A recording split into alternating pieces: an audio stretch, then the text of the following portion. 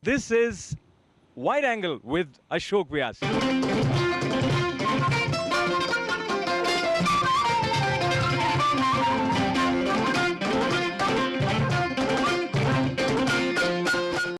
Namaskar, I'm Ashok Vyas, and in today's Wide Angle, we have a wonderful guest with us. When I say wonderful, his wide range of experiences as well as wide range of his knowledge makes him wonderful. And before I say more about Gadadhar Pandit Dasaji, who has come up with his autobiography at such a young age, that you would wonder why a person at such, call it a tender age, would make an attempt to write his autobiography. And then as you start reading, you start knowing more about the layer, how layer by layer life unfolded, various experiences for this gentleman who is sharing his wisdom with people who are caught up in the urban setting and trying to come out of themselves in various ways. So, leaving me aside, welcoming Gadadhar Pandit Dasaji. Namaskar. Namaste, thank you very much. Panditji, let's talk about love to begin with. So, there are many people who talk about love. Even when they say that I love you, they really don't have 100% idea of what is it that love refers to. So in your opinion, what is love? Well, love, I think, has to be synonymous with the idea of sacrifice. You know, when you love somebody, you're willing to sacrifice your time, your energy, your money, whatever it takes. If the beloved calls and they need you, and you're sitting at home watching the game and you're not willing to go out there, then I don't know if that can be called love.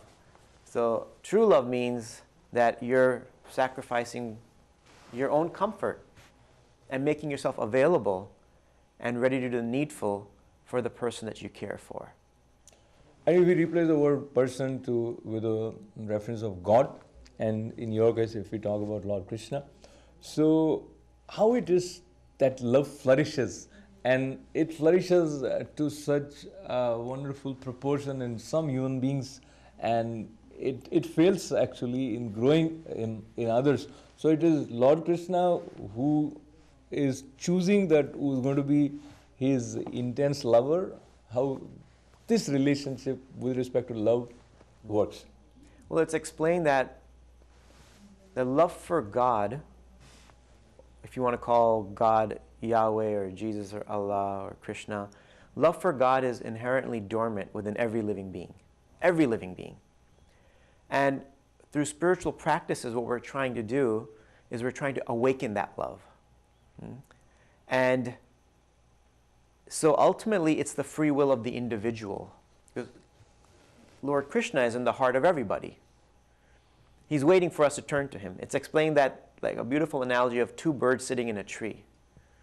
One bird, which is the living being, is enjoying the fruits of the tree, of the world, eating this fruit, that fruit, some are sweet, some are bitter. And Lord Krishna is patiently waiting as the other bird. But the moment the bird who's eating the fruits has tasted too many bitter fruits, decides to turn towards a higher source of sweetness, a kind of fruit, a kind of relationship that won't disappoint it. And at that moment is when Lord Krishna starts to make arrangements for that living being to start to come towards him.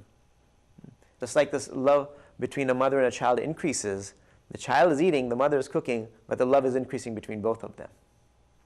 So again, what you just said, it probably is very profound, but many people will find it difficult to connect with it, and they say, what taste is taste, and the relationship with God, and I mean, this is just, I'm trying to avoid the words which shouldn't come here. So they would say that this is just a made-up thing, and it is very difficult for you or anybody to convey that experience. Yes. And that is where, when you start interacting with students at Columbia University as the first Hindu chaplain in the university, these kind of difference of perception with respect to what you are saying in spiritual matters probably must have been quite a frequent thing for you to encounter? most of the students I deal with, and of course I talk about my interaction with students in my book, and most of the students I dealt with are not Hindus. Most of them are coming from Jewish, Christian backgrounds or agnostic backgrounds. They're looking into spirituality. And it's true, somebody hearing what I say may believe parts of it, may not believe parts of it. But as they say, the proof of the pudding is in the tasting. So unless you actually eat food that has been offered to God and tasted it, you won't know. So if you have never tasted apple pie, I can tell you how good it is until I'm blue in the face and you won't believe me until you try it yourself.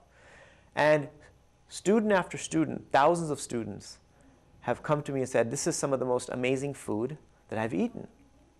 And they even tell me, I tried to cook it on my own with the recipe you gave me and it didn't taste the same. And I tell them, yes, one key ingredient is missing that cannot be found in a store. And that ingredient is bhakti or love. And that... Let me again interrupt you Okay. here. This ingredient of bhakti and love, you cannot go and buy on any supermarket, or there's no mall which sells this ingredient of bhakti or love. And since you are in a very unique position in terms of the range of your experiences, you were also trying to sell properties, or as a real estate agent in New York once upon a time, if I say that. Yeah, I was a loan officer in New Jersey for a couple of years. I see.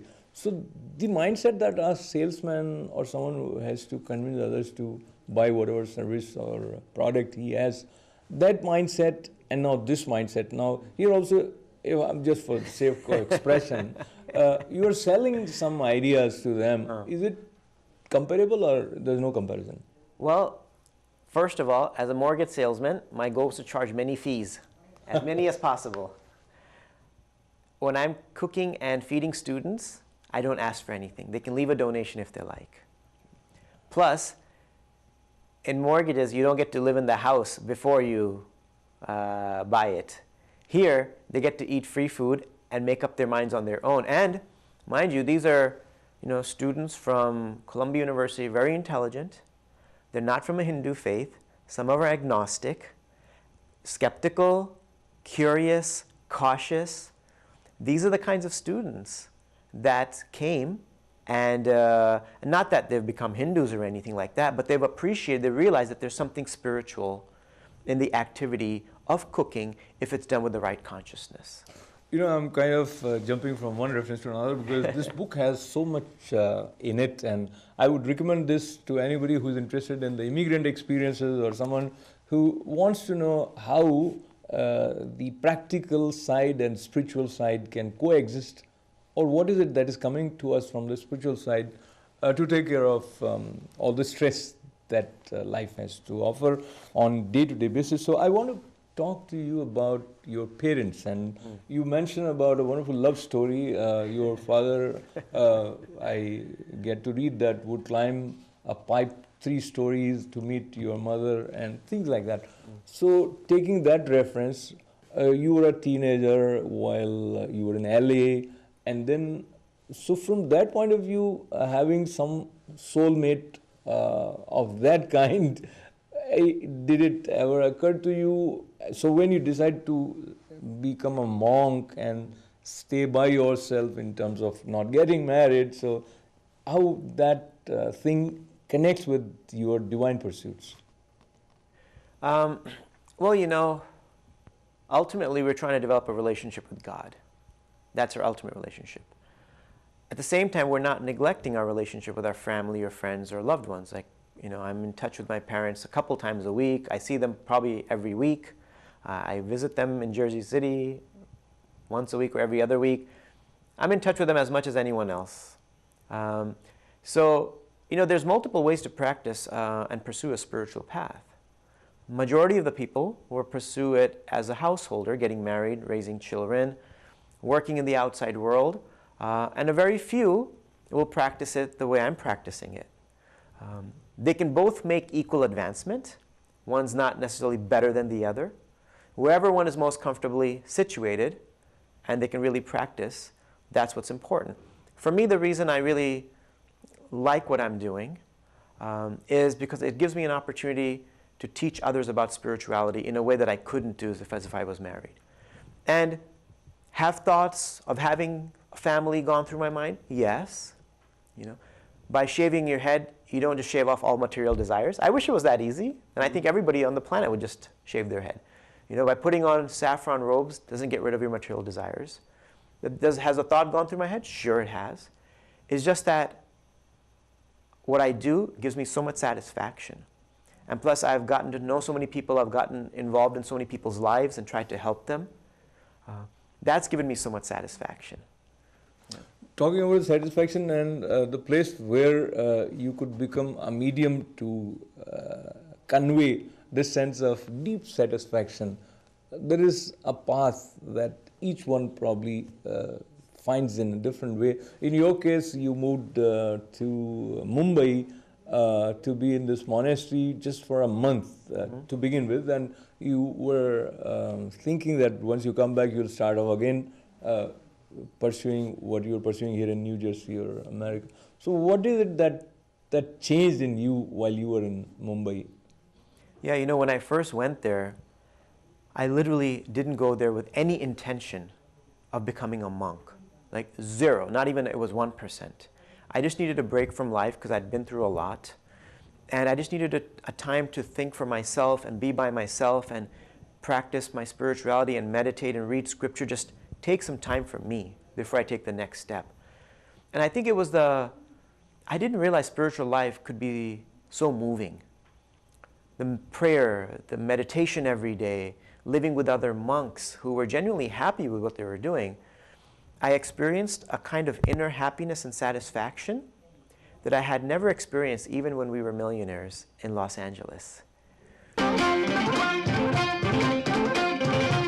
This is Wide Angle with Ashok Vyas.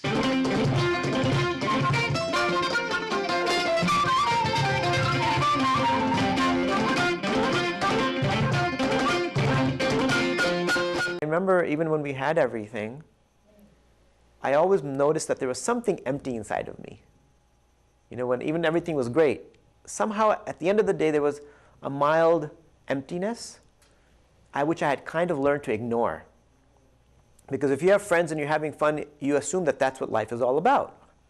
And I'm guessing a lot of people feel this, but that's what life is about for most people, so you kind of ignore that. But then came along this experience that filled that void. I'm like, oh, I don't think that's ever been filled before. And I experienced a certain happiness. I realized that there is a deep, profound happiness in connecting with God. And that is, in one sense, irreplaceable. And everyone has to make their own endeavor. I can't do that for you. I can't give you that experience. You have to have that experience for yourself, ultimately. We hear the reference of grace, so they say that if there's God's grace, then only you will feel His love. So that is one aspect. And secondly, you mentioned about endeavor, or call it practice, or tapasya, or whatever. So is there any easy way for someone to understand from you as to what he or she should do to actually feel the presence of God? Yeah, it's twofold. Both parties are involved. The divine is involved and the practitioner is involved. The divine's duty, the practitioner's duty is to endeavor to love God. And when that endeavor is seen by the divine provides grace by which more clarity can be achieved and doubts can be dispelled. So endeavor is required. So for me, what I started to do was I started to do mantra. I did two things. Mantra meditation. For me, there's many mantras within Hindu tradition. For me, it was the Hare Krishna mantra. That's the one that I always focused on. Growing up, I focused on many mantras. But when I became specifically serious about my spiritual life, this is the mantra that I was introduced to. And I felt it connected me to God in a very powerful way, more than so than I had at any other time in my life. So I started a serious practice of mantra meditation. I started with 5 minutes a day, 10 minutes a day. Now I do about 2 hours a day. Because through the sound of God's name, we have a connection with God. And just like if I say the name of somebody that I care for, even though if they're not in the room, I'm kind of connected with them now because I'm thinking about them, I'm remembering their qualities and their personality. So there's some connection. So similarly, when we chant the name of God or Krishna, we have some union with God, and that connection provides a satisfaction. And the other thing I was doing, I started reading the Bhagavad Gita, really with the desire, with an open mind and a desire to learn. You know, a lot of times we'll approach a spiritual text. I interrupt you here because again, in your book, you mentioned about Bulgaria, and we come back to Bhagavad Gita. Yes. I also want you to share with us, do you still remember while you were in Bulgaria, again, your family was trying to reestablish their financial stability, and you were also carrying cash from one part of Bulgaria to another part, and there were a lot of looting going on, and sometime you were faced with a gun pointed to you. Share with us. Well, so Bulgaria, as I talk about my journey going from India, growing up in America, then I explained my 2 years in Bulgaria, which were really, in one sense, the only way to describe the experience was a pretty crazy experience. Because Bulgaria had just come out of communism, and hardly anybody spoke English, and things were a little topsy-turvy. There was a little bit of corruption with the police and everything.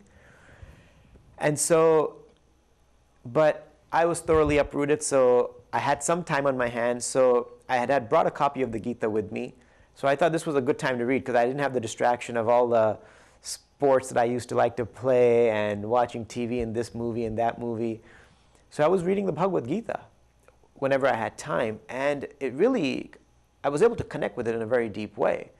The nature of the work I was doing, we were importing things from India, and they didn't have much in Bulgaria, so we were doing that, and everything was on cash basis there, so it was somewhat dangerous as a foreigner doing that kind of work, but what was giving me strength and hope was the Bhagavad Gita, because I was helping me understand that even though I'm doing all of this, that there's a deeper purpose to my life than just this. Because the Bhagavad Gita was also explaining to me who I really was and who I really am. Because, we're trying to find happiness, but that's the goal of every human being. Every animal is to find happiness. And every activity we do in life is only for that purpose. Like, you don't wake up one day and think, let me do something that's going to make me really miserable today. You hope that everything you do, that eating breakfast, going to school, work, that ultimately it's going to bring me happiness, right? So, that's what we're all hoping for. And unless we understand who we are, we won't really know how to be happy. So switching towards films, you also make use of some popular movies in sharing profound spiritual ideas. Tell us how metrics is very important from that point of view for you.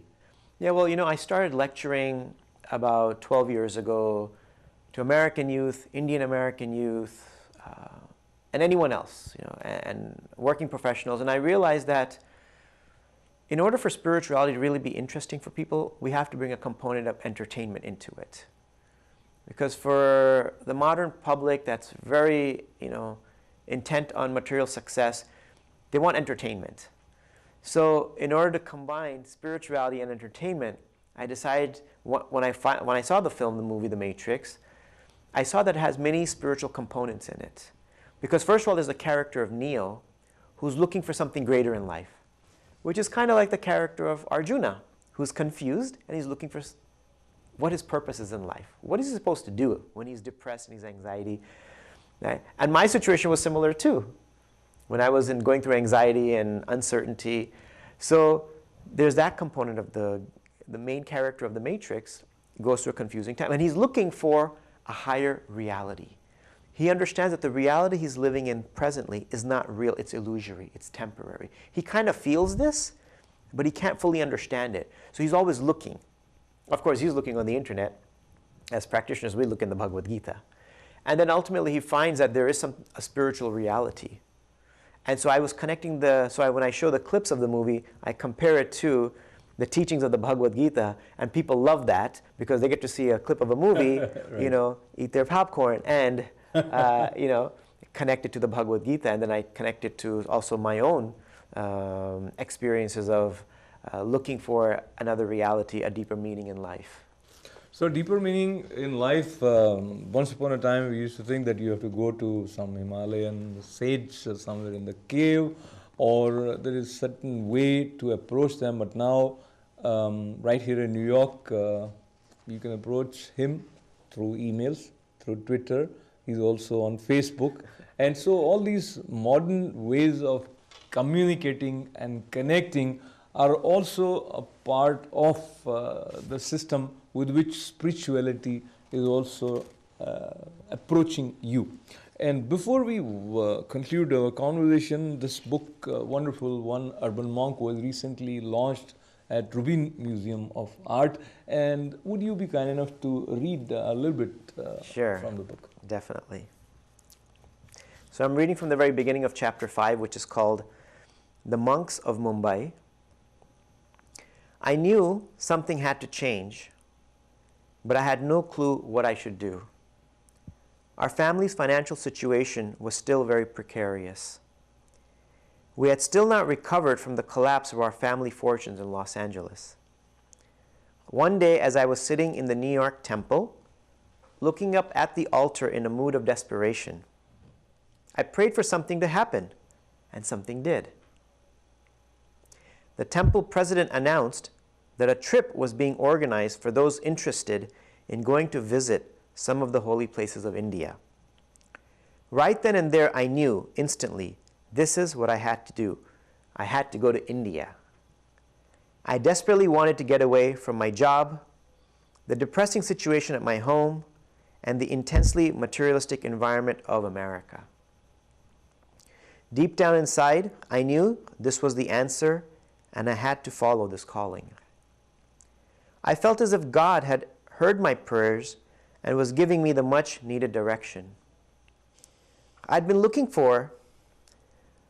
Not too long after that, my father succeeded in some of his business deals and was able to maintain the household affairs on his own. I knew at this time that I could quit my job if I wanted to and perhaps go to India. But seeing my father's business succeed, I was tempted to join him and treat myself right for a change.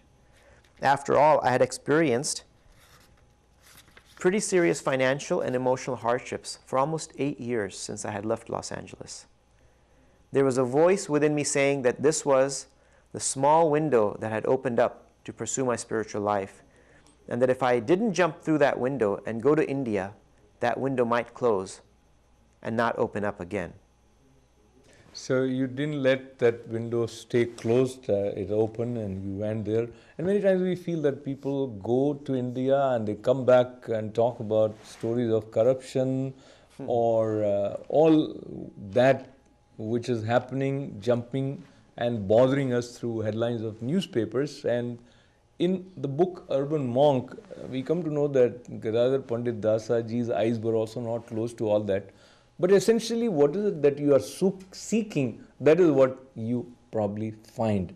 So we need to be more clear, as becomes clear through this book also, that we should pay attention to what is it that we are looking. If we are looking for the divine, we'll find it, and there'll be ways to find it, I guess. I see Panditji nodding at this thing. So I really appreciate you coming to our studios, and I wish more and more people get the benefit of getting this quick way of assimilating all these wonderful wealth of experience and insight that you have packed in such a wonderful book. Thank you very much for writing the book as well as coming to our studios. Thank you very much for having me on your show. UrbanMonkBook.com is the place to find more about where you can find the book. And my guest today, Gadadhar Pandit Dasaji. This is Ashok Vyas thanking all of you for being with us. Namaste. This is Wide Angle with Ashok Vyas.